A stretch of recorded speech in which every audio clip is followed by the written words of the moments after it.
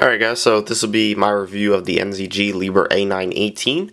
This model was just released if you're watching this when this video was recently uploaded. And it's a pretty interesting looking model because obviously it is the tier 4 emissions, and I could say I'd probably get used to seeing models like this. But anyway, nice little model, and let's get into it. Now to start off, I'm actually going to start off with the counterweight because I believe that's where I should start off, and I'll tell you the reason for that in a second. So, looking at the counterweight, you could see it says A918 compact, and what they mean by that is that the body itself is shorter, and it's obviously a compact machine to work in tight spaces and whatnot. So that is actually pretty interesting, especially on a wheeled excavator. So it's a little bit different. But anyway, you can see that the decaling and graphics are actually very, very nice, and they're also very clear for their size, which is great. That's always a plus. And you could see the reverse lights and the brake lights, and you could see there are even warnings over here, which I would assume are for the swing when the operator would swing the machine, and you could see them right there. Another thing that I want to say is obviously I would assume the back has panels, opening compartments, and although they don't open on the model, they outline them very well, and they even have a little handle. So the attention to detail on these models is slowly becoming better, and you really, I don't want to say don't see this on most models, but it's nice that they're finally adding the little things like that, because it does make the model look much more realistic, especially when showed close up like this in a review. Now going to the bottom and the back of the undercarriage, the tires are very nice.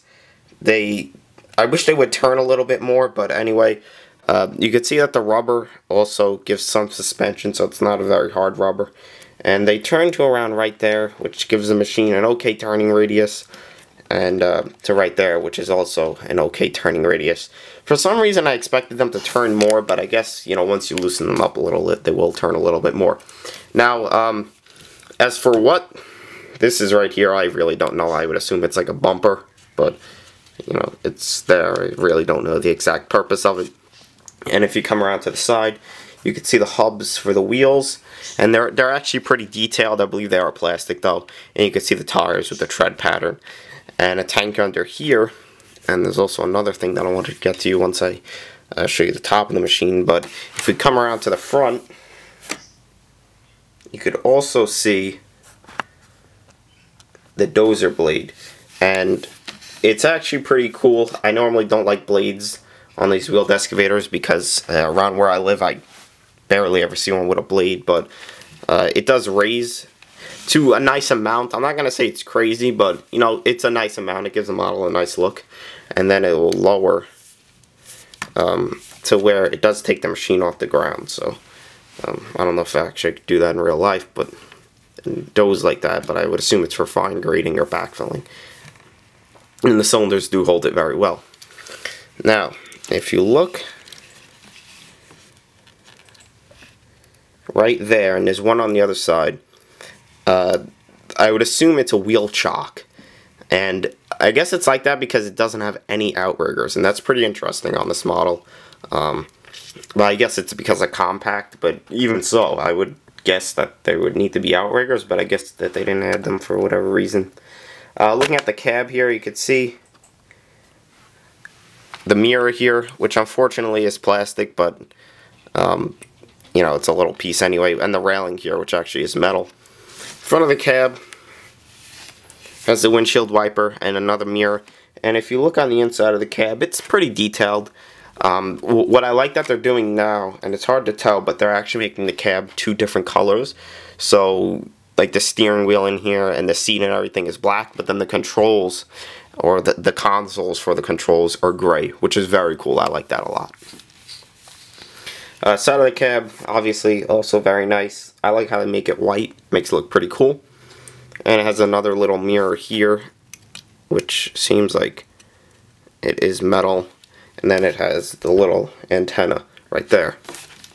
Side of the body right here.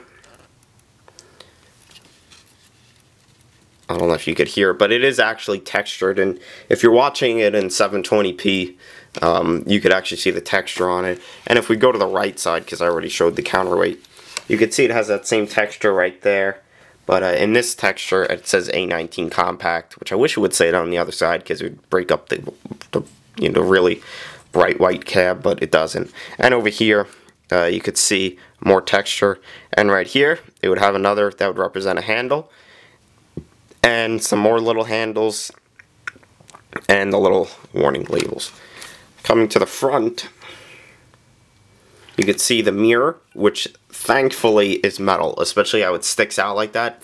I really like how they did that. And it shows you that they do put things that should be plastic in plastic and other things metal. So luckily that's metal. But one thing I want to point out is on the hydraulics over here, you could see that they added these silver lines that would be on there.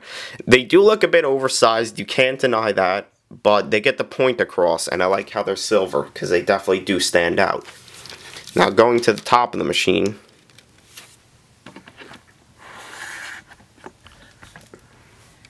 top of the machine really doesn't have much. It's actually pretty small, you know, naturally, since the model itself is pretty small. But you could see all the hydraulic lines, and these are flexible rubber. They're run to the back of the boom, and you could see the exhaust right here and the air cleaner right there, which is also nice. Another nice thing is obviously the tanks are here, and they color-coded the caps for them, but also the hinges are silver, which is also nice. Now, while I have you up here, here is the top of the boom. It's going to be hard to show, but actually not. Top of the boom has all rubber flexible hydraulic lines, which is nice because they're not really glossy and they're flat black. I think that looks more realistic. And they run to the top of the boom to the cylinders, as you could see over here. And the top of the boom over here has the silver lines, which aren't flexible, and then they just run down there. And you can see the top of the cylinder here has the flexible line, which is not something I would thought they would have did, but still pretty nice. So now I'll just bring the camera down and I'll show you the rest of the boom. So now the boom is a 3-piece boom, or 2-piece boom and 1-piece stick. Well, you understand what I'm trying to say. So it does have some pretty cool movement. So the first part of the boom raises up to right there, and then you can move this part to all the way right there, or you could bring it all the way up.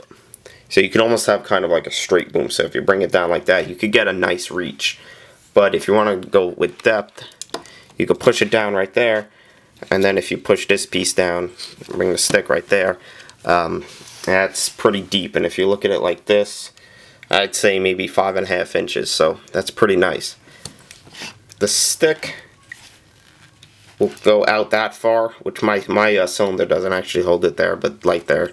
So it's maybe like 1/8 of an inch off, and then it will come in that far, which is perfect because it will be able to touch the blade.